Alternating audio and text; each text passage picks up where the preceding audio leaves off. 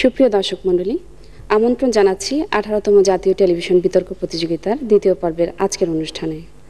আজ বিতর্কে বিষয় নির্ধারিত হয়েছে সামাজিক সচেতনতায় পারে সমাজকে দুর্নীতিমুক্ত করতে।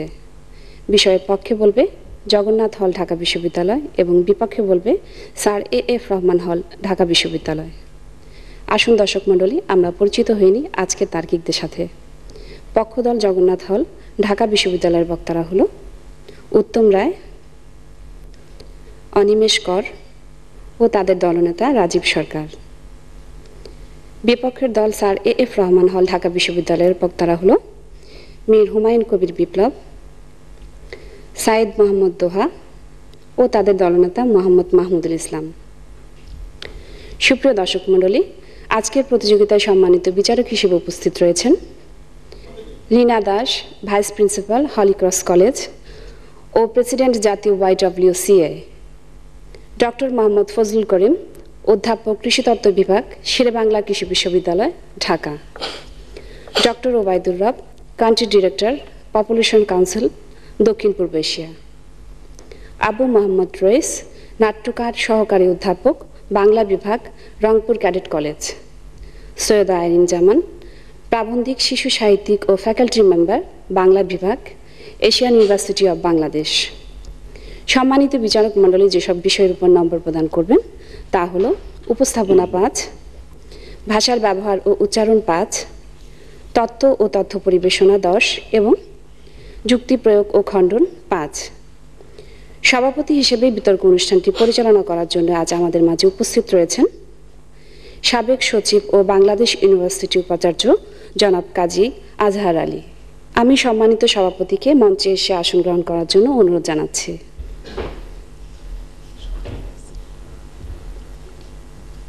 বিতর্ক অনুষ্ঠান শুরুর পূর্বে নিয়মগুলি আমি সংক্ষেপে জানিয়ে দিচ্ছি।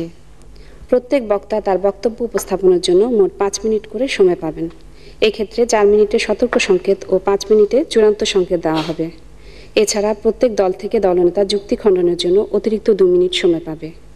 এক্ষেত্রে 1.5 মিনিটে সতর্ক সংকেত ও 2 মিনিটে চূড়ান্ত সংকেত দেওয়া হবে। আমি এবারে আজকের অনুষ্ঠানের সভাপতি জনাব কাজী আজহার আলীকে বিতর্ক অনুষ্ঠানটি শুরু করার জন্য বিনীত অনুরোধ করছি।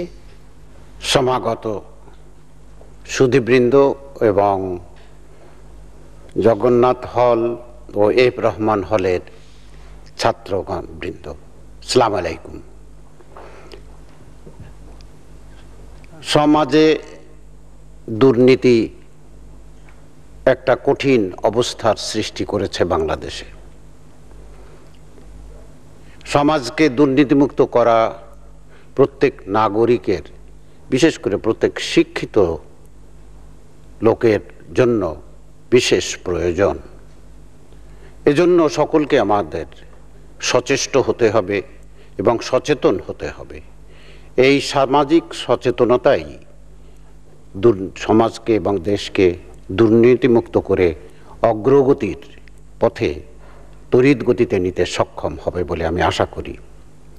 আজকের এই গুরুত্বপূর্ণ বিতর্ক অনুষ্ঠানে আমাদের সঙ্গে আছেন জগন্নাথ হল ও স্যার এ.এফ রহমান হল ঢাকা বিশ্ববিদ্যালয়ের ছাত্রবৃন্দ। পক্ষে যুক্তিতর্ক উপস্থাপন করবার জন্য জনাব উত্তম রায়কে আহ্বান জানাচ্ছি।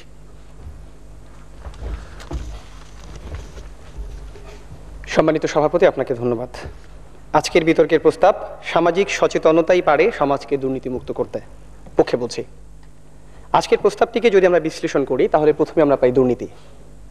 প্রথমে দেখি যে দুর্নীতি কি। আসলে দুর্নীতির অনেক সংজ্ঞা রয়েছে। তার মধ্যে আমরা সাধারণ অর্থে যেটি বুঝি, অর্থাৎ ইংরেজিতে করাপশন শব্দটি, সেটি বাংলা যে দুর্নীতি হয় এই প্রাসঙ্গিক কথাটির, সেটি হচ্ছে যে নীতিহীনতাই হচ্ছে দুর্নীতির নামান্তর। অর্থাৎ মানবিকতার সঙ্গে যখন নীতি থাকে না তখন সেটিকে আমরা দুর্নীতি হিসেবে ধরে নিব। দৃষ্টান্ত হিসেবে আমরা বলে দিতে পারি সেটি হচ্ছে যে ক্ষমতা, পদ ও অবস্থানের অপব্যবহার, কর্তব্যে অবহেলা এবং ব্যক্তিগত লাভের উদ্দেশ্যে পদ ও ক্ষমতার অপব্যবহার অথবা ব্যক্তিগত লাভের উদ্দেশ্যে অর্থের অপব্যবহার। সম্মানিত সভাপতি, অপরদিকে সামাজিক সচেতনতা একটি সর্বাত্মক বা সামগ্রিক ধারণা, অর্থাৎ এটি কোনো ব্যক্তিক ধারণা নয়। অর্থাৎ ধর্মীয় মূল্যবোধ, নৈতিক শাসন যেটিকে বলে, ধর্মীয় অনুশাসন, এগুলো যে মেনে চলা, সেগুলি হচ্ছে সামাজিক সচেতনতা, অর্থাৎ সামষ্টিক যে আমাদের বিষয় সেটি। অর্থাৎ এটি শুধু জানা না, সঙ্গে মেনেও চলা। যেমন আমরা স্কুল বা কলেজে বইয়ে পড়ি যে সত্য কথা বলা উচিত, মিথ্যা বলা মহাপাপ, কিন্তু আমরা সামাজিক জীবনে সেটি মেনে চলি না, আমরা মিথ্যা কথা বলে যাই।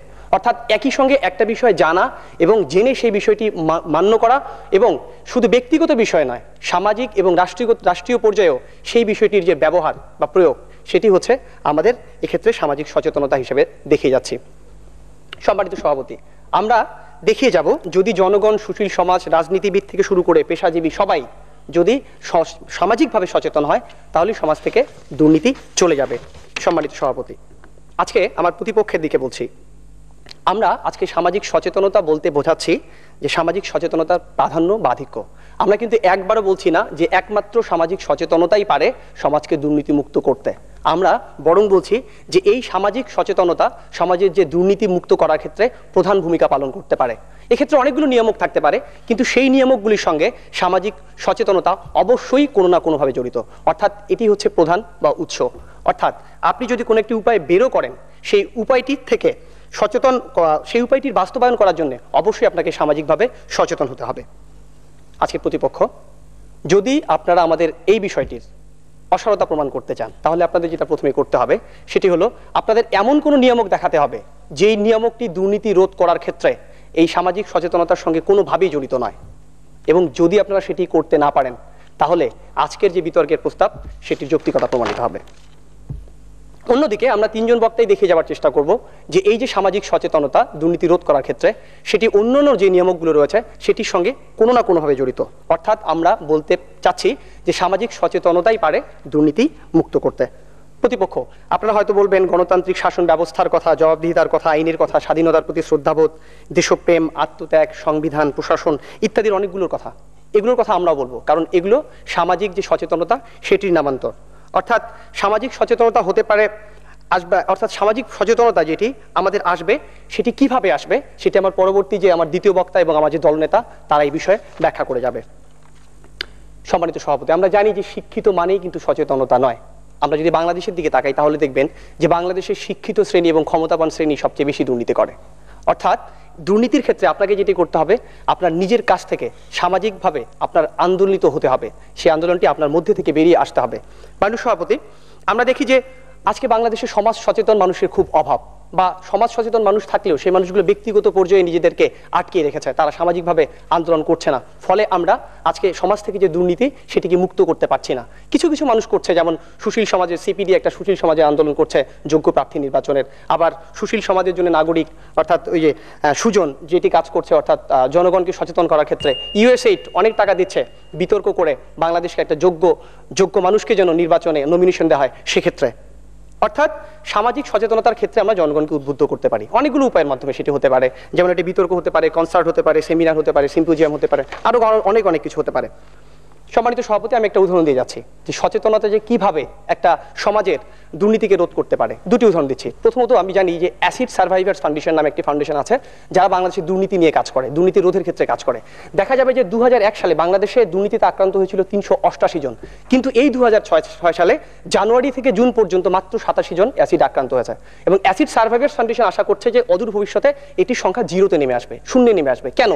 কারণ তারা জাতীয় পর্যায়ে কর্মশালা আয়োজন করে, স্থানীয় পর্যায়ে কর্মশালা আয়োজন করে, এবং প্রথম আলো সেখানে অ্যাসিড বিরোধী যে আন্দোলন সেগুলোতে সহায়তা করে যাচ্ছে, এবং এই জন্যই সেটিকে আমরা কিন্তু ঠেকিয়ে রাখতে পেরেছি। কিন্তু অপরপক্ষে যদি আমরা দেখি যে বাংলাদেশে আপনারা দেখবেন যে প্রকাশ্যে ধূমপান বিরোধী একটা আইন নামে আইন সৃষ্টি হয়েছে, কিন্তু সেই আইনটি বাংলাদেশে কার্যকর নয়। কেন কার্যকর হচ্ছে না? কারণ মানুষগুলোকে এর আগে যে আন্দোলনে মানুষগুলোকে নিয়ে আসা উচিত ছিল সেটি করা হয়নি, ফলে আইনটিকে মানছে না, মানুষ প্রকাশ্যে ধূমপান করছে। তাই মাননীয় সভাপতি, আমরা বলতে চাচ্ছি যে প্রত্যক্ষ বা পরোক্ষভাবে যেভাবেই হোক না কেন জনগণের অংশগ্রহণ বা সামাজিক সচেতনতা ছাড়া দুর্নীতি মুক্ত করা সম্ভব নয়। অর্থাৎ সামাজিক সচেতনতাই পারে সমাজ থেকে দুর্নীতি মুক্ত করতে।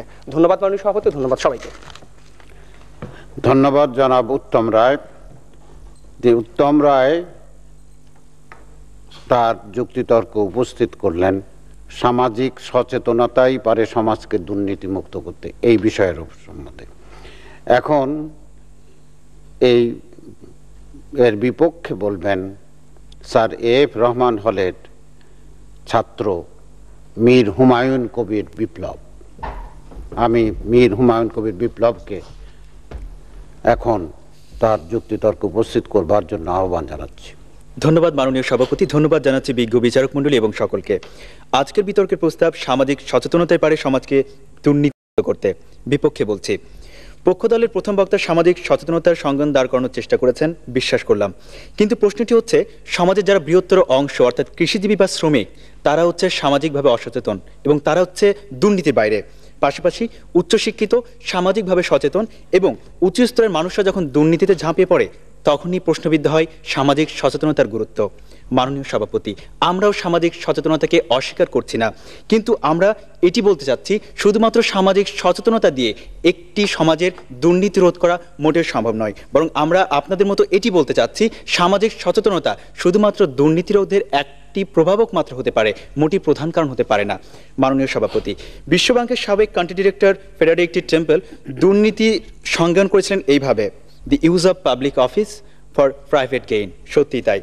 মাননীয় সভাপতি, বাংলাদেশ সংবিধানের প্রস্তাবনার ৩য় প্যারায় রয়েছে, আমাদের রাষ্ট্রের অন্যতম মূল লক্ষ্য হইবে গণতান্ত্রিক পদ্ধতিতে এমন একটি শোষণমুক্ত সমাজতান্ত্রিক সমাজের প্রতিষ্ঠা, যেখানে সকল নাগরিকের জন্য আইনের শাসন, মৌলিক মানবাধিকার এবং রাজনৈতিক, অর্থনৈতিক ও সামাজিক সাম্য, স্বাধীনতা ও সুবিচার নিশ্চিত হইবে। কিন্তু হাই, স্বাধীনতার ৩৫ বছর পরে যখন উত্তরবঙ্গের একটি মুক্তিযোদ্ধাকে তার অনুভূতির কথা ব্যক্ত করতে বলা হয়েছিল, তখন তিনি বলেছিলেন, আমার শুধুই ক্ষুধা লাগে। মাননীয় সভাপতি, বাংলাদেশ ভ্রমণের শেষে স্কটল্যান্ডের ক্রিকেটার পল হপম্যান তার সাক্ষাৎকারে বলেছিলেন এইভাবে: পথে হাজার মানুষের গাদাগাদি, যাদের ঠিকানা পথের ধারে, রাস্তার ফুটপাতে, মাথার উপর কোনো রকম একটি ছাউনি আছে, পাশে আগুন জ্বালিয়ে তারা রাত্রি যাপন করছে। যে দেশের ছোট ছোট শিশু কিশোররা আর কুকুররা গাদাগাদি হয়ে ময়লা আবর্জনায় খাদ্য খোঁজে, সে দেশের মানবাধিকার কোথায় থাকলো? মাননীয় সভাপতি, এই যে দুর্নীতি ক্লিষ্ট একটা সমাজ, এই সমাজকে পরিপূর্ণভাবে রক্ষা করার জন্য রয়েছে একটি সুষ্ঠু উপায়, সেটি আমার দলের দ্বিতীয় বক্তা স্পষ্ট করে প্রমাণ করে যাবেন। মাননীয় সভাপতি, এই যে স্বাধীনতার এই স্বপ্নভঙ্গ, তা শুধুমাত্র দুর্নীতির কারণে যে বীজ বপন হয়েছিল, সেই বীজটি বপন হয়েছিল ১৭৫৭ সালের পলাশীর প্রান্তরে। ৩ ধরনের মানুষ সমাজে দুর্নীতি করতে পারে। প্রথমত, ক্ষমতাসীন ব্যক্তি বা ব্যক্তিবর্গ, অর্থাৎ দুর্নীতির প্রধান কেন্দ্রবিন্দু হচ্ছে ক্ষমতাশীল ব্যক্তি এবং রাজনৈতিক কেন্দ্রবিন্দু। দক্ষিণ কোরিয়ার সাবেক প্রেসিডেন্ট চুন ডু হোয়ান, ভারতের প্রাক্তন মন্ত্রী নরসিমা রাও এবং কয়েকজন মন্ত্রী, পাকিস্তানের প্রধানমন্ত্রী বেনজির ভুট্টোর স্বামী আসিফ আলী সহ অনেকেই এই তালিকায় রয়েছেন। এই তালিকায় রয়েছেন বাংলাদেশের অনেকেও। নিশ্চয়ই তালিকাটি ভালো নয়। মাননীয় সভাপতি, তারপরে রয়েছে দুর্নীতিতে যারা বেশি পরিমাণ লিপ্ত, অর্থাৎ সরকারি কর্মকর্তা এবং কর্মচারীরা, যাদের কাছে আমাদের সরকারের সকল কার্যক্রম বাস্তবায়নের কথা লিপ্ত থাকে এবং এই সুযোগে তারা সকল মানুষকে জিম্মি করে রাখার চেষ্টা করে এবং এই ক্ষেত্রে সবচেয়ে বেশি দুর্নীতি হচ্ছে।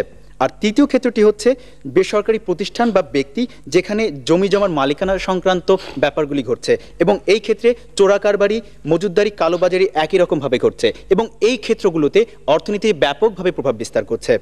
প্রতিপক্ষ বক্তার দলের দ্বিতীয় বক্তার কাছে জানতে চাইব, এই বিস্তৃত ক্ষেত্রগুলোতে কিভাবে সামাজিক সচেতনতা দিয়ে আমরা একটি সুষ্ঠু সমাজ পেতে পারি। বিশ্বের এমন কোনো জায়গা নেই যেখানে দুর্নীতি নেই। মাননীয় সভাপতি, এখানে রয়েছে সম্পদ পাচার, নিয়ম বহির্ভূতভাবে সম্পদ অর্জন, ক্ষমতাকে পাকাপোক্ত করা, দারিদ্র্যের কারণে দুর্নীতি, সরকারি আমলা মহলের ঘুষ গ্রহণ এবং ব্যাংকের টাকা আত্মসাৎ, সব জায়গায় রয়েছে দুর্নীতি। এমন একটি দুর্নীতি ক্লান্ত সমাজকে পরিপূর্ণভাবে সুষ্ঠু করার জন্য দরকার সুষ্ঠু আইন প্রয়োগের। মাননীয় সভাপতি, তাই আমরা বলতে চাইছি, সমাজকে পরিপূর্ণভাবে দুর্নীতিমুক্ত করতে চাইলে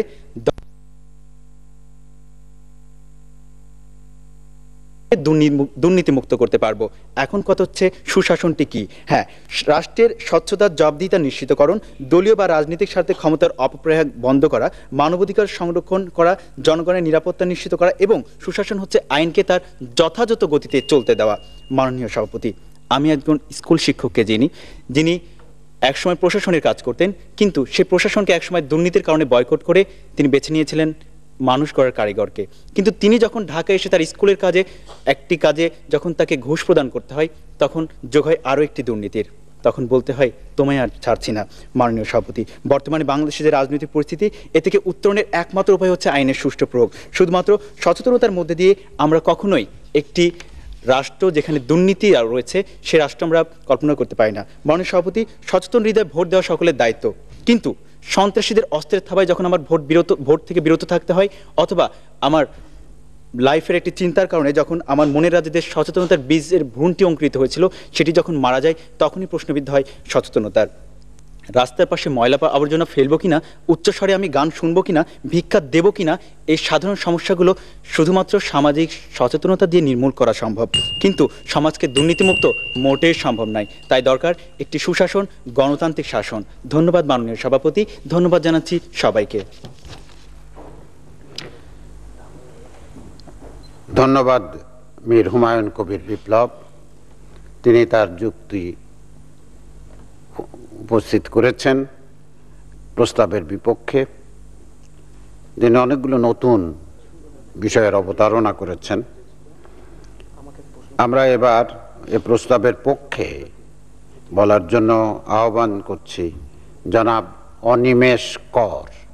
ধন্যবাদ মাননীয় সভাপতি আমাকে সুযোগ দেবার জন্য। বিতর্কের প্রস্তাব সামাজিক সচেতনতায় পারে সমাজকে দুর্নীতি মুক্ত করতে। মাননীয় সভাপতি, পক্ষে বলছি। বিপক্ষ দলের যুক্তি খণ্ডন দিয়ে শুরু করছি।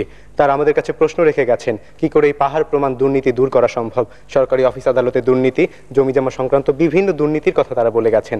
মাননীয় সভাপতি, সবকিছুই সম্ভব যদি ব্যাপকভাবে আমরা সচেতনতা সৃষ্টি করতে পারি এবং সেই সচেতনতা রাজনৈতিক এবং প্রশাসনিক সব ক্ষেত্রে জবাবদিহিতা নিশ্চিত করবে। তীব্র গণ আন্দোলন সূচিত হবে তার মধ্য দিয়ে। জনগণ তার আত্ম উপলব্ধিতে যেদিন উৎসারিত হবে সেদিনই এই পাহাড় প্রমাণ দুর্নীতি দূর করা সম্ভব। মাননীয় সভাপতি, আমি আমার দলীয় অবস্থানটা একটু ব্যাখ্যা করে নিচ্ছি। তারা বলে গেছেন আমরা শুধুমাত্র সচেতনতা দিয়ে দুর্নীতি দূর করতে পারবো কিনা। আমরা কিন্তু কখনোই বলিনি আমরা শুধুমাত্র সচেতনতা দিয়ে দুর্নীতি দূর করব। আমার দলের প্রথম বক্তা বারবার বলে গেছেন আপনারা এমন কোনো বিকল্পের কথা বলতে পারবেন না শুধুমাত্র যেই বিকল্পটি দিয়ে দুর্নীতি দূর করা যায়। আপনারা যেই প্রপঞ্চের কথাই বলবেন তার সাথে অঙ্গাঙ্গিভাবে অবশ্যই জড়িত থাকবে সচেতনতা। তা না হলে কোনোদিনই সামাজিক উদ্বুদ্ধ ঘটবে না। মাননীয় সভাপতি, তারা বারবার সুশাসনের কথা বলেছে, আইন প্রয়োগের কথা বলেছে, কিন্তু সুশাসন, আইন প্রয়োগ, জবাবদিহিতা এই ব্যাপারগুলির সাথে অঙ্গাঙ্গিভাবে জড়িত একজন মানুষ কতটুকু সচেতন। আমি যদি সচেতন না হই, দেশে একটি আইন প্রয়োগ হলে, আইন প্রণয়ন হলে সেটা আমি জানতে পারবো না। মাননীয় সভাপতি, আমরা এর বাস্তব উদাহরণ অনেকবার দেখেছি। মাননীয় সভাপতি, আমার দলের প্রথম বক্তা তিনি বলে গেছেন অ্যাসিড সন্ত্রাসের কথা। এই অ্যাসিডের বিরুদ্ধে আজকে যে জনমত সৃষ্টি হয়েছিল বলেই কিন্তু এখন এটি কার্যকরভাবে অ্যাসিডের নিক্ষেপের ঘটনা অনেক কমে গেছে। মাননীয় সভাপতি, অর্থাৎ আমরা বলতে চাচ্ছি সামাজিক সচেতনতায় পারে দুর্নীতির বিরুদ্ধে আন্দোলনের মাধ্যমে তীব্র গণজাগরণ সৃষ্টি করতে, যা প্রতিটি মানুষের বিবেককে নাড়া দেবে, উদ্বুদ্ধ এবং অনুপ্রাণিত করবে দুর্নীতি মুক্ত সমাজ গড়তে। মাননীয় সভাপতি, আমরা একটু ফিরে তাকাই পেছনের দিকে, তাহলেই দেখতে পাবো সামাজিক সচেতনতা কিভাবে পরিবর্তন করতে পারে একটি সমাজকে। খুব কাছের উদাহরণ, বাংলাদেশ কিন্তু জন্ম নিয়ন্ত্রণে সফল হয়েছে। মাননীয় সভাপতি, কারণ হাজার হাজার মাঠকর্মী প্রতি ঘরে ঘরে গিয়ে জনমানুষকে উদ্বুদ্ধ করতে সক্ষম হয়েছিল বলেই বাংলাদেশে এই সাফল্যের হারটি এসেছে। এক্ষেত্রে মিডিয়া অনেক বড় ভূমিকা পালন করেছে। আমাদের দেশে একটি খুব বড় ধরনের রোগ ছিল ডায়রিয়া। মাননীয় সভাপতি, কিন্তু সেই খাবার স্যালাইনটি বাংলাদেশের মানুষই উদ্ভাবন করেছে এবং সেটি তৈরির প্রক্রিয়াটিও এই রকম স্বাস্থ্যকর্মীরা গ্রামে গ্রামে গিয়ে মায়েদের হাতে ধরে শিখিয়েছেন বলেই বাংলাদেশ এই দুরারোগ্য রোগটি থেকে মুক্তি পেয়েছে। মাননীয় সভাপতি, আমরা এই ধরনের অসংখ্য উদাহরণের কথা বলতে পারি যেগুলি আইন প্রয়োগের মাধ্যমে কখনোই সর্বাত্মকভাবে সফল হওয়া সম্ভব না যদি গণমানুষের চেতনা থেকে সেটি উৎসারিত না হয়। মাননীয় সভাপতি, আমরা দেখতে পাই যে দুর্নীতিবাজরা সবসময় আইনের ফাঁক ফোকর খুঁজেই বেড়ায় এবং আপনি যতই আইন প্রণয়ন করুন সেটি যদি জনমানুষের কাছাকাছি না যায় তাহলে সেটি আসবে না। আমাদের দেশে ধূমপানের বিরুদ্ধে একটি আইন হয়েছে, কিন্তু এই আইনের সাথে যতটা গণমানুষের সম্পৃক্ততা থাকা দরকার ছিল সেটি থাকেনি বলে এই আইনটি কিন্তু কার্যকর হতে পারছে না। পক্ষান্তরে পলিথিন বিরোধী যে আইনটি হয়েছে, পলিথিনের বিরুদ্ধে ব্যাপক একটি জনমত গড়ে উঠেছিল এবং প্রচারণাটা ঠিক মতন হয়েছিল বলেই আমরা কিন্তু সেই আইনটি বাস্তবে কিছুটা হলেও প্রয়োগ করতে পেরেছি। যদিও এটি আমরা স্বীকার করব কোথাও কোথাও হয়তো চোরাগোপ্তাভাবে এখনো কিছু কিছু হচ্ছে, কিন্তু তারপরে এর বিরুদ্ধে জনমত আছে বলেই সেটি সম্ভব হয়েছে।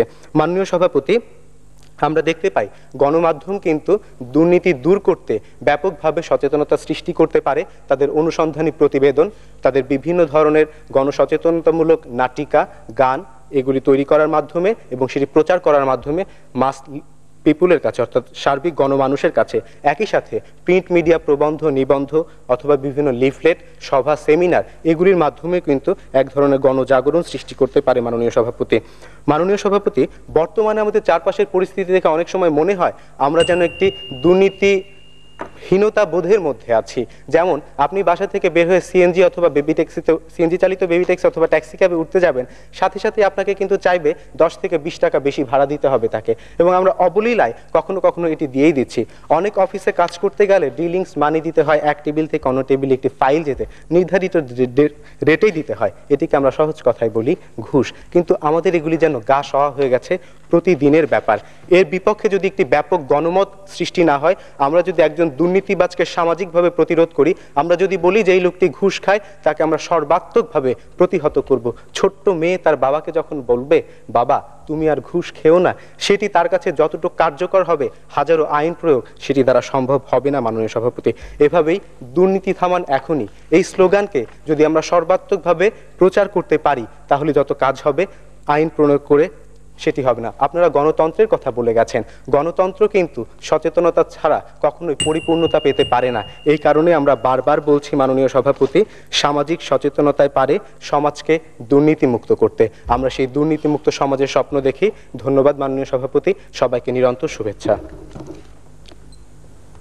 ধন্যবাদ অনিমেষ কর, তিনি চমৎকারভাবে তার আর্গুমেন্টগুলো উপস্থাপন করেছেন। এখন এই প্রস্তাবের বিপক্ষে বলবেন এফ রহমান হলের ছাত্র সাইদ মোহাম্মদ দোহা। সাবাস বাংলাদেশ, এ পৃথিবী অবাক তাকিয়ে রয়, জলে পুড়ে মরে ছাড়খাড় তবু মাথা নোয়াবার নয়। হরিপদ কাপালির হরিদান উদ্ভাবন, ডক্টর মোহাম্মদ ইউনুস ও গ্রামীণ ব্যাংকের শান্তিতে নোবেল পুরস্কার প্রাপ্তি পৃথিবীকে বুঝিয়ে দিয়েছি আমরাই পারি সুশাসনের মাধ্যমে সমাজ থেকে দুর্নীতি দূর করতে। মাননীয় সভাপতি, বিজ্ঞ বিচারক মণ্ডলী এবং যারা শুনছেন সবাইকে শুভেচ্ছা। আমাদের আজকের বিতর্কের বিষয় সামাজিক সচেতনতাই পারে সমাজ থেকে দুর্নীতি দূর করতে। মাননীয় সভাপতি, আমার প্রতিপক্ষের দ্বিতীয় বক্তা এসে বলে গিয়েছেন যে জন্ম নিয়ন্ত্রণ সামাজিক সচেতনতার মাধ্যমে বন্ধ করা হয়েছে। আপনার বিষয়গুলি লক্ষ্য করুন যে দুর্নীতি আর জন্ম নিয়ন্ত্রণ বিষয়টি এক নয়। জন্ম নিয়ন্ত্রণ হচ্ছে সামাজিক ব্যাধি যা জনসচেতনতার মাধ্যমে সম্ভব, কিন্তু দুর্নীতি হচ্ছে রাষ্ট্রের উন্নতি অগ্রগতির সাথে সম্পৃক্ত, যাতে রাষ্ট্রের উন্নতি অগ্রগতির সাথে একটি দেশের অর্থনৈতিক উন্নতি সবকিছু বিষয়ে সম্পৃক্ত, যাতে যে দেশ দুর্নীতিগ্রস্ত সেই দেশ জীবনযাত্রার মান সহ প্রতিটি ক্ষেত্রে বাধাগ্রস্ত হবে এবং জীবনযাত্রা সবচেয়ে নিচু মানের চলে যাবে। মাননীয় সভাপতি, আমার প্রথম বক্তা এসে বলে গিয়েছেন সুশাসনের মাধ্যমে সমাজ থেকে দুর্নীতি দূর করা সম্ভব। একটি রাষ্ট্রে যখন সুশাসন প্রতিষ্ঠিত হবে, রাষ্ট্রে যখন রাজনৈতিক ক্ষমতা বা দুর্বৃত্তায়ন হবে না, রাষ্ট্রের আইনকে যখন যথাযথ নিয়মে চলতে দেওয়া হবে, তখন সেই রাষ্ট্রে সুশাসন প্রতিষ্ঠিত হবে। তার জ্বলন্ত প্রমাণ হচ্ছে স্ক্যান্ডিনেভিয়ান অঞ্চলের রাষ্ট্রগুলো, ফিনল্যান্ড, আয়ারল্যান্ড, যেসব রাষ্ট্র 2006 সালে টিআই রিপোর্টে 9.6 সূচক নিয়ে পৃথিবীর সবচেয়ে কম দুর্নীতিগ্রস্ত রাষ্ট্র হিসেবে প্রথম স্থানে রয়েছে। সেই জায়গায় আইন যথাযথভাবে চলছে এবং রাজনৈতিক হস্তক্ষেপ নেই, ক্ষমতাকে অপপ্রয়োগ করা হচ্ছে না, যার ফলে মানুষ সামাজিক নিরাপত্তা পাচ্ছে, জীবনযাত্রার মান উন্নত হচ্ছে।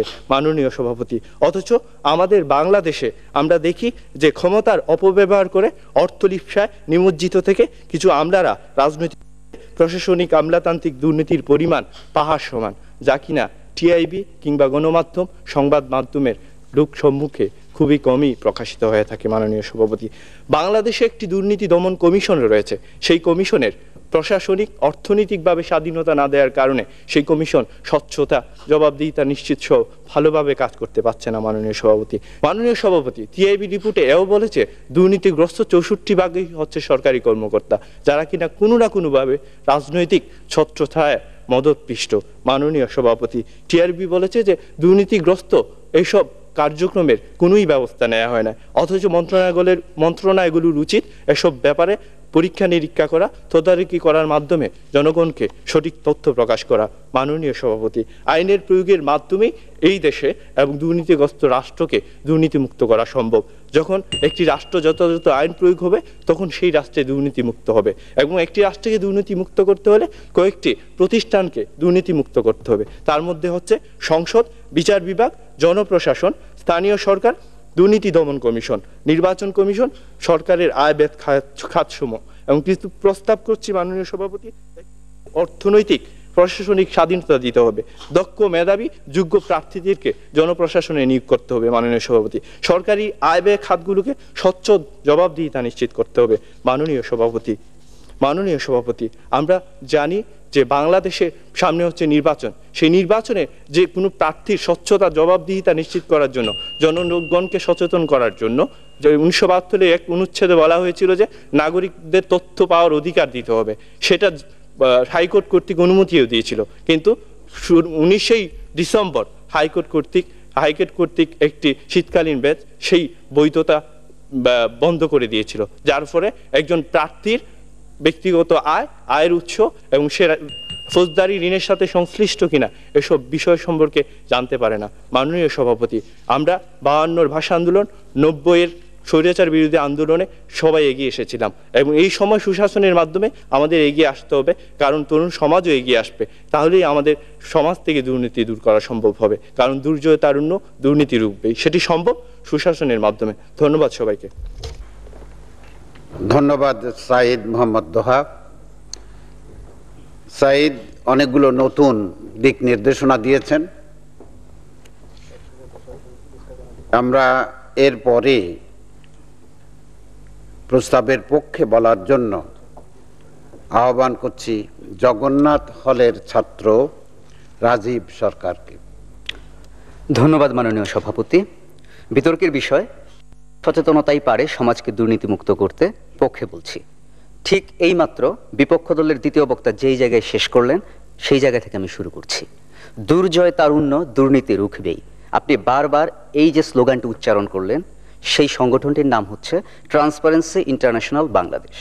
এবং আপনি যে দুর্নীতি সম্পর্কে কি পরিমাণ তথ্য আজকে আমাদের সামনে পরিবেশন করলেন, সেটিও সম্ভব হয়েছে ট্রান্সপারেন্সি ইন্টারন্যাশনাল বাংলাদেশের সৌজন্যে, যাদের মূল কাজ হচ্ছে জনসচেতনতা তৈরি করা। এবং আপনি যে নিঃসন্দেহে সচেতন হয়েছেন সেটি দেখে আমরা অত্যন্ত আনন্দিত, কারণ আমরা বিশ্বাস করি এই জনসচেতনতার মধ্য দিয়েই আমরা সমাজকে দুর্নীতিমুক্ত করতে পারবো।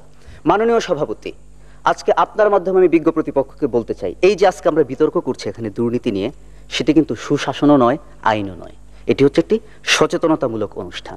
আর সেই অনুষ্ঠানে আমরা 6 জন বিতার্কিক, মাননীয় 5 জন বিচারক, মাননীয় সভাপতি আপনি নিজে এবং যে গুটি কয়েক দর্শক আমরা উপস্থিত আছি, আমরা প্রত্যেকে কিন্তু এই সচেতনতামূলক কার্যক্রমের অংশীদার এবং আমরা বিশ্বাস করি এইভাবেই সামাজিক সচেতনতার মধ্য দিয়ে আমরা সমাজকে দুর্নীতিমুক্ত করতে পারবো। বিজ্ঞ প্রতিপক্ষ, আপনারা দুটি কথা বারবার ঘুরিয়ে ফিরিয়ে বলেছেন, একটি হচ্ছে আইনের প্রয়োগ আর একটি হচ্ছে সুশাসন। আমাদের সম্মানিত প্রধান বিচারপতি গত 20 মে লিগ্যাল এইড নামক একটি পত্রিকার প্রকাশন অনুষ্ঠানে বলেছেন, আইন করে দুর্নীতি রোধ করা সম্ভব নয়, এই জন্য এমন সামাজিক আন্দোলন গড়ে তুলতে হবে যেন দুর্নীতি রোধে রাজনৈতিক সদিচ্ছা তৈরি হয়। ঠিক এই জায়গাটি আমরা বলছি। আপনারা যে সুশাসনের কথা বলছেন, যেটির সঙ্গে অনিবার্যভাবে যুক্ত প্রশাসনিক স্বচ্ছতা, জবাবদিহিতা, কোনো কিছুই সম্ভব নয় যদি এই দেশের সুশীল সমাজ, যদি এই দেশের সাধারণ মানুষ সচেতন হয়ে একটি চাপ তৈরি না করে। এবং সেই চাপটি তৈরি করা সম্ভব যদি আমরা সামাজিকভাবে সচেতন হতে পারি।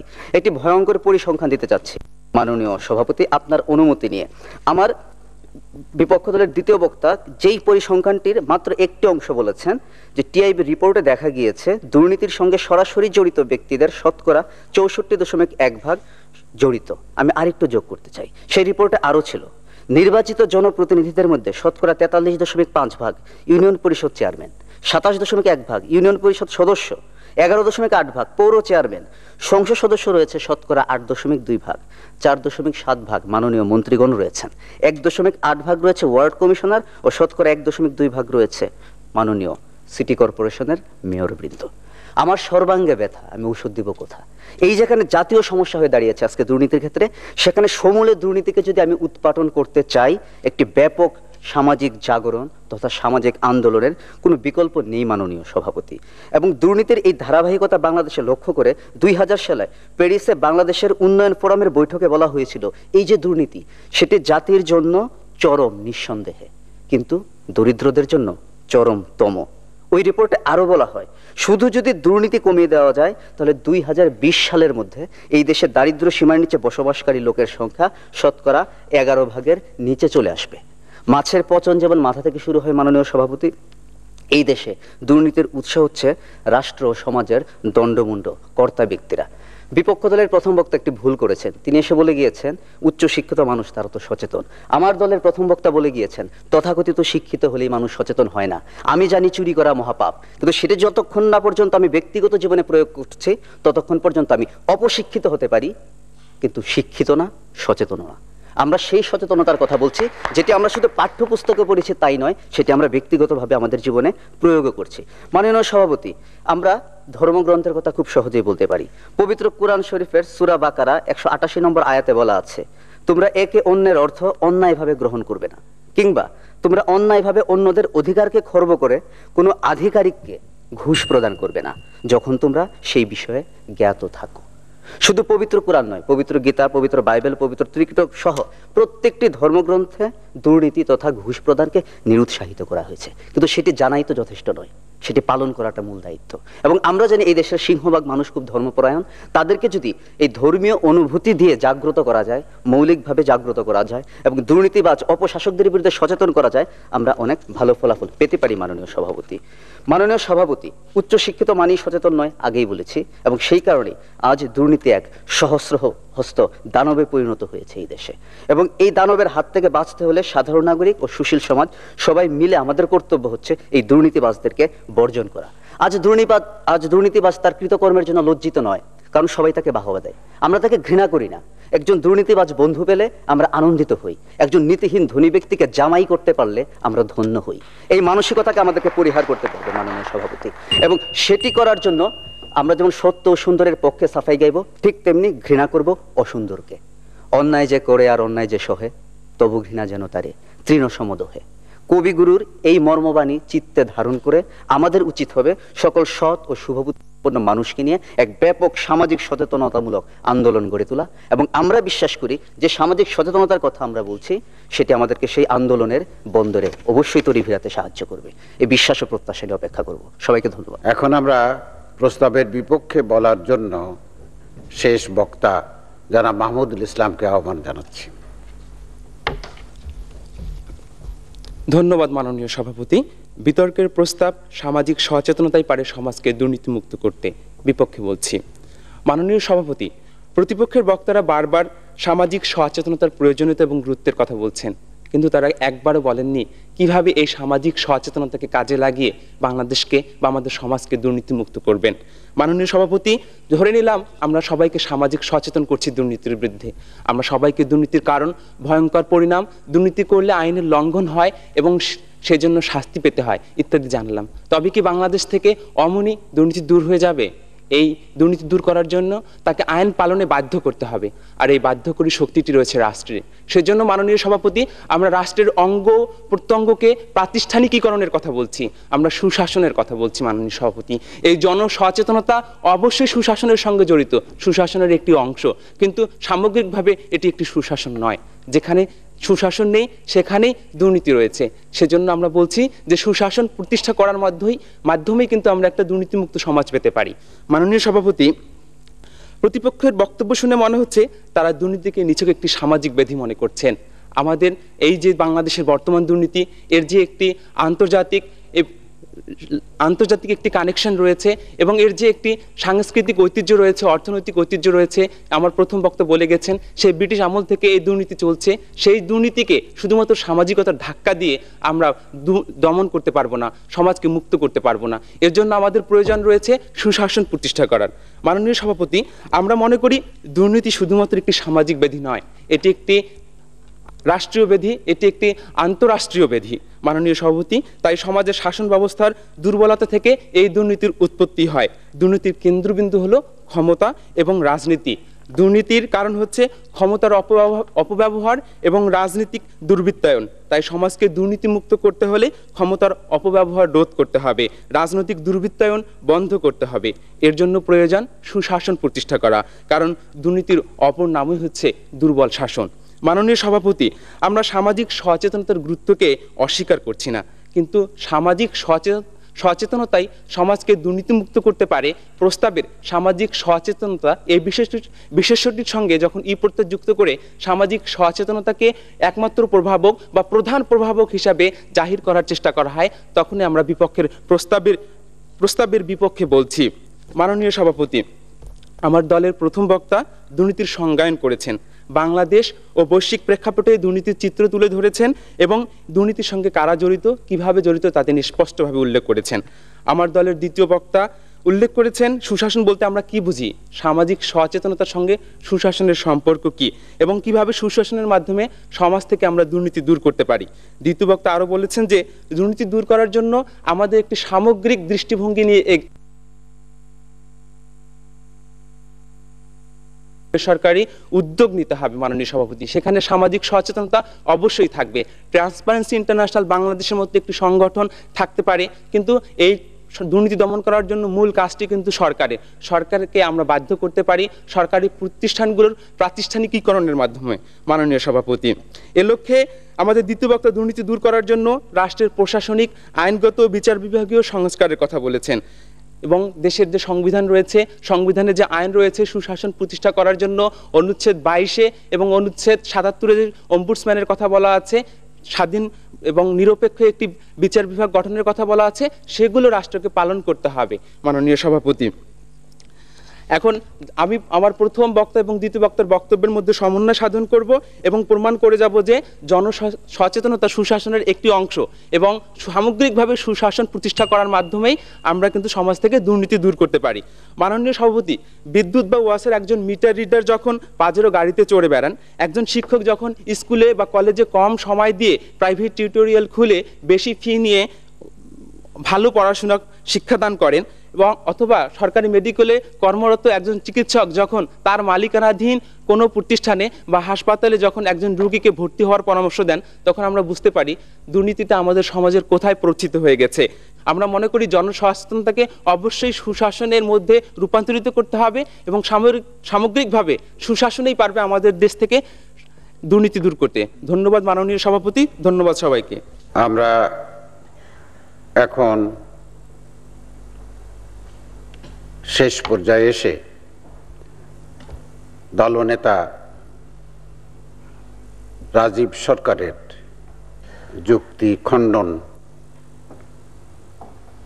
2 মিনিট আমরা শুনব। আমি আবারও বলতে চাই, আমার প্রতিপক্ষ দল আবারও ভুল করছেন।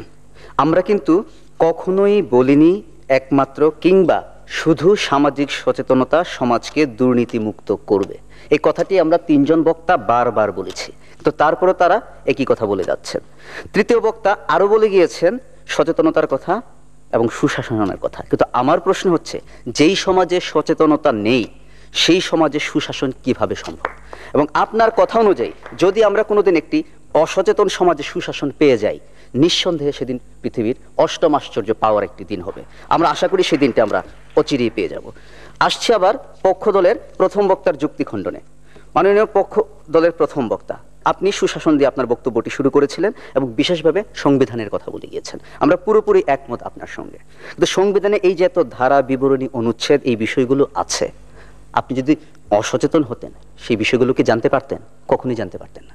এবং এই দেশের অধিকাংশ মানুষ যাদের জন্য সংবিধান প্রণয়ন করা হয়েছে তারা কিন্তু জানে না, কারণ তারা সচেতন নন। দ্বিতীয়ত, আমরা সচেতনতার যেই সংজ্ঞা দিয়েছি সেই সংজ্ঞাটিও আপনারা বুঝতে ব্যর্থ হয়েছেন। আপনারা ধরে নিয়েছেন আমাদের মতো খুব সুন্দর পোশাক আশাক পরলেই, বিশ্ববিদ্যালয়ের খুব উঁচু ডিগ্রি থাকলেই আমরা সচেতন হয়ে গেলাম, কিন্তু এটি ঠিক না, এটি ভুল। আমরা বারবার বলে গিয়েছি যে বিষয়টি আমরা জানি, যেটিকে নীতি, নৈতিকতা বা মূল্যবোধের মানদণ্ড হিসাবে জানি, সেটিকে শুধু জানা না, ব্যক্তিগত জীবনে পালন করা, এই দুয়ের সমন্বয় হচ্ছে সচেতনতা। কিন্তু এই বিষয়টি আপনারা বারবার এড়িয়ে গিয়েছেন। দ্বিতীয় বক্তা, আপনি হাস্যকরভাবে বললেন যে জন্ম নিয়ন্ত্রণ একটি সামাজিক ব্যাধি। ভাবতা না এই যে দুর্নীতি একটি অসামাজিক ব্যাধি? প্রশ্নই আসে না। দুর্নীতিও একটি সামাজিক ব্যাধি এবং আপনাদের কথা অনুযায়ী আমরা বলতে চাই দুর্নীতি রাষ্ট্রীয় ব্যাধিও, এবং সেটি নির্মূল করার ক্ষেত্রে সচেতনতার ভূমিকা আপনি কখনোই অস্বীকার করতে পারেন না।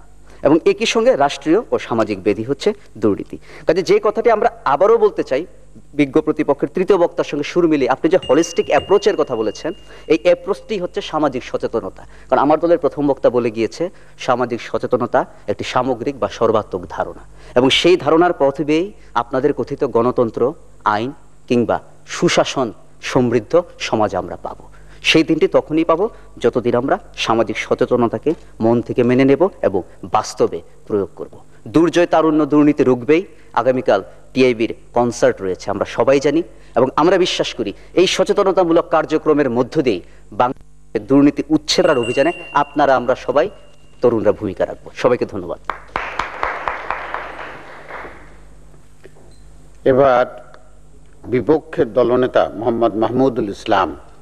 প্রতিপক্ষ দলের দলনেতা বলে গেলেন যে এমন কোনো জায়গায় সুশাসন প্রতিষ্ঠিত হয়নি যেখানে জনসচেতনতা নেই। আমরাও সেটা বলছি, জনসচেতনতা সুশাসনের একটি অংশ। সুশাসন থাকলে সচেতনতাও থাকবে, কিন্তু সচেতনতাই কিন্তু সুশাসন নয় মাননীয় সভাপতি। আমরা বলছি সামগ্রিকভাবে দুর্নীতি দূর করার জন্য সুশাসন প্রতিষ্ঠিত করতে হবে, সেখানে জনসচেতনতাও থাকবে, কিন্তু সুশাসনের অন্যান্য নিয়ামকগুলো, আমরা বলছি স্বাধীন দুর্নীতি দমন কমিশনের কথা, আমরা বলছি একটি স্বাধীন নিরপেক্ষ বিচার বিভাগের কথা, আমরা বলছি আইনের শাসনের প্রতিষ্ঠার কথা। এইগুলো যে সমাজে থাকবে সে সমাজে দুর্নীতির জায়গাগুলো, ক্ষেত্রগুলো বন্ধ হয়ে যাবে। তাই আমরা বলছি আপনারা জনসচেতনতাকে সুশাসন বলে চালিয়ে দেওয়ার যে প্রক্রিয়া চালাচ্ছেন সেটি সঠিক নয়। মাননীয় সভাপতি, প্রতিপক্ষ দলের প্রথম বক্তা একটি ভুল সংবাদ দিয়ে গেছেন।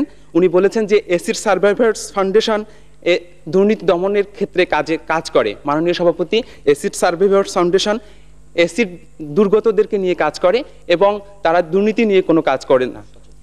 মাননীয় সভাপতি, দ্বিতীয় বক্তা বলেছেন যে সামাজিক সচেতনতা সুশাসন সহ সর্বক্ষেত্রে কোনো না কোনোভাবে জড়িত। আমরা তো সে কথা বলছি, কোনো না কোনোভাবে জড়িত, প্রত্যক্ষ বা পরোক্ষভাবে জড়িত। কিন্তু কিভাবে আপনারা পেলেন যে দুর্নীতি দূর করার জন্য প্রধান নিয়ামক হিসেবে জড়িত? কখনোই প্রধান নিয়ামক হিসাবে নয়, এটি অবশ্যই দরকার রয়েছে। কারণ আমরা মনে করি জনসচেতনতা একটি নিয়মতান্ত্রিক প্রক্রিয়া। গণতান্ত্রিক বিশ্বে জনসচেতনতা বৃদ্ধি এটি স্বাভাবিকভাবে হতেই থাকবে। মাননীয় সভাপতি, তাই আমরা মনে করি যে সামগ্রিকভাবে সুশাসন প্রতিষ্ঠা করাই আমাদের দুর্নীতিমুক্ত বাংলাদেশ গড়ার স্বপ্নকে এগিয়ে নিয়ে যাবে। জনসচেতনতা বৃদ্ধি সুশাসনের একটি অংশ মাত্র। ধন্যবাদ মাননীয় সভাপতি, ধন্যবাদ সবাইকে। ধন্যবাদ বিশিষ্ট বক্তাগণ। আপনারা পক্ষে এবং বিপক্ষে অত্যন্ত উচ্চমানের অনেকগুলো নতুন কথা আমাদের শুনিয়েছেন। এখন বিজ্ঞ বিচারকগণ তাদের মন্তব্য এবং মতামত আমাদের জানাবেন, এবং সেটা জানালে আমরা সকলকে এটা জানিয়ে দেব। আমরা তার জন্য অপেক্ষা করছি।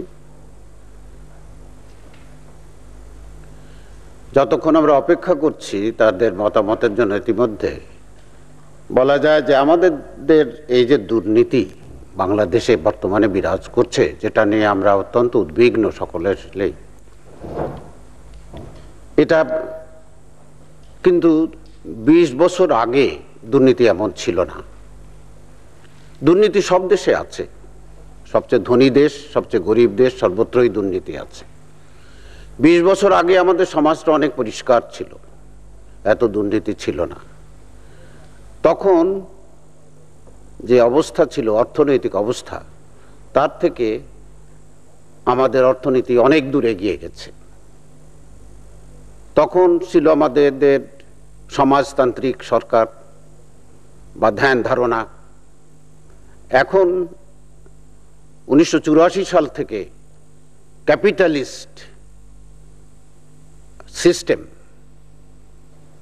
পরিপূর্ণভাবে শুরু হয় এবং টিসিবিকে বাদ দিয়ে প্রাইভেট সেক্টরকে আমদানি রপ্তানির সুযোগ দেওয়া হয়, এবং অতি দ্রুত গতিতে প্রাইভেট সেক্টর বৃদ্ধি পেয়েছে। দুর্নীতি কিন্তু ঘুষ থেকে আরম্ভ আমরা বলি, কিন্তু ঘুষ তো একজনে দেয় এবং তারপরেই আরেকজনে নেয়। কেউ না দিলে নিতে পারে না।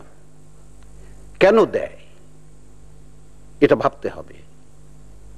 একটা হলো অফিসের সম্বন্ধে, নিজেদের অধিকার সম্বন্ধে সচেতনতা যথেষ্ট নেই, আইন সম্বন্ধে অজ্ঞতা এবং অনিয়মিতভাবে কিছু প্রাপ্তির আশা, এইগুলির যদি না থাকে তাহলে কেউ ঘুষ দেয় না। ঘুষে দুইজনেই লাভবান হয়, তখনই ঘুষটা দেয়।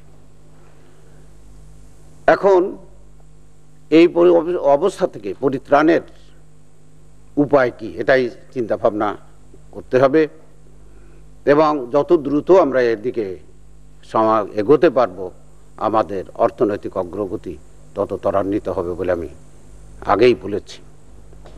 এবার দেখা যাক যে আমাদের বিজ্ঞ বিচারক মণ্ডলী কি রায় দিয়েছেন। আমি সেই রায় ঘোষণা করব আপনাদের সকলের অবগতির জন্য। আজকের বিষয় ছিল, আপনারা সকলের মনে আছে, সামাজিক সচেতনতাই পারে সামাজিক দুর্নীতি মুক্ত করতে। এ বিষয়ে বিজ্ঞ বিচারক মণ্ডলী রায় দিয়েছেন যে বিজয়ী হলেন জগন্নাথ হল, ঢাকা বিশ্ববিদ্যালয় এবং শ্রেষ্ঠ বক্তা জনাব রাজীব সরকার, জগন্নাথ হল, ঢাকা বিশ্ববিদ্যালয়।